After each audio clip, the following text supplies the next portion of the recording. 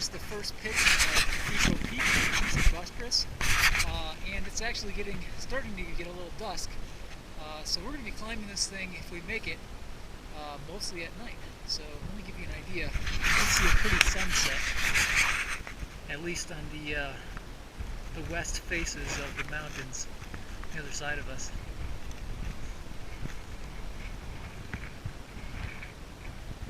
Definitely evidence that we won't have a whole lot more sunlight. Beautiful. But freezing cold and windy. So we'll continue this climb as long as our fingers don't become too numb. So.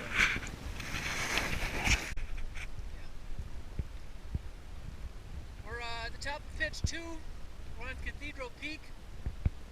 We got to the base at 8 o'clock, started up, so we're going to do most of this climb in the dark. We want to get as much climbing in before we left. It's pretty cold. We're going to keep climbing as long as our fingers keep blood flowing, and so far they're doing good. We're going to take a pitch at a time. If we want to bail, we can bail at the top of this pitch, so we'll see how our fingers do, and hopefully we can finish the climb. So, getting some calories in so our bodies stay warm. It's going to be a long night, so we'll check in later. We're at the top of pitch 3. I just led probably the climb of my life. Unfortunately, I don't have a very good track record of climbing in the dark. I got off route again and probably led into some 5.8 and 5.9, so it was a little scary, but I made it to the top. Thankful I'm here, and we're going to keep pushing. So thankfully fingers are not numb yet. They're still warm. It's windy. It's probably in the 30s right now, but we're doing okay, and our spirits are good right now. Energy levels are up, so we're going to keep pushing and hopefully get to the top soon. We'll check back in soon. So we're at the top of our 4th pitch, and we're not quite sure if we're on route. We're actually pretty sure we're not on route, so we're not exactly sure where we are in the face. There's just so many different routes to take, and I think we're getting a little cold. Our fingers are hanging in there, but it's chilly. So Drew's been going through some shivering fits a little bit.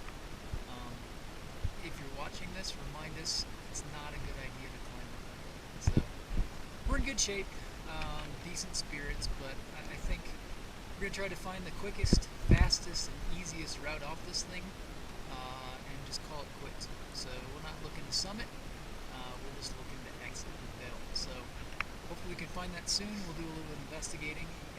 Luckily we're in a little spot that's tucked away from the wind, and we're able to eat some stuff and warm up a little bit, so we're at least not shivering at this point. So hopefully the next time we check in, we will be on the ground, or maybe halfway through our rappel back to the ground. Alright, so it took a little investigation, but we found a good place for rappels. It looks like it's going to take 2 rappels down, but again, alas, we're going to have to leave a little bit of gear. Here we've got 2 slings and 2 beaners that we're gonna rappel off of, and all the other gear is just what I'm anchored into right now as I'm gonna lower Andy off of me. So we're gonna make somebody really happy finding these slings and these carabiners, or just giving somebody else an option for rappelling off without leaving their own gear.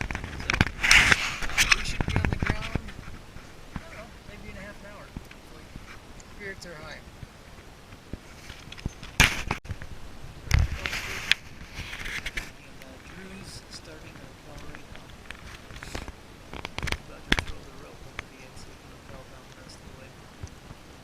Halfway to a tree, and then rappel from the tree all the way down to the ground. What's up? Tangled?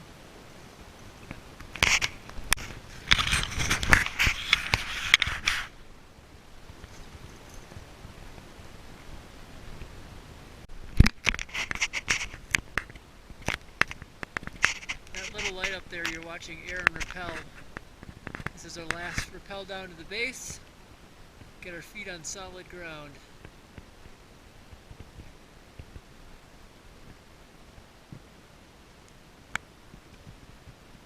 I don't know if you want to pull the rope there or walk over across the waterfall and pull. Okay.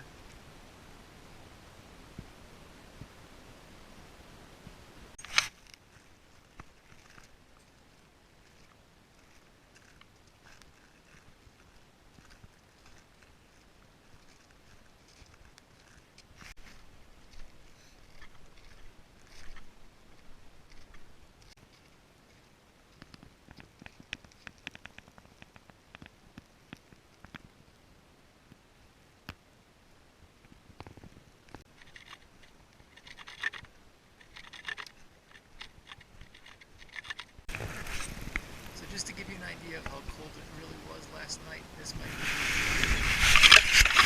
Got back to our car and it's all frosted up, so it was definitely below freezing last night.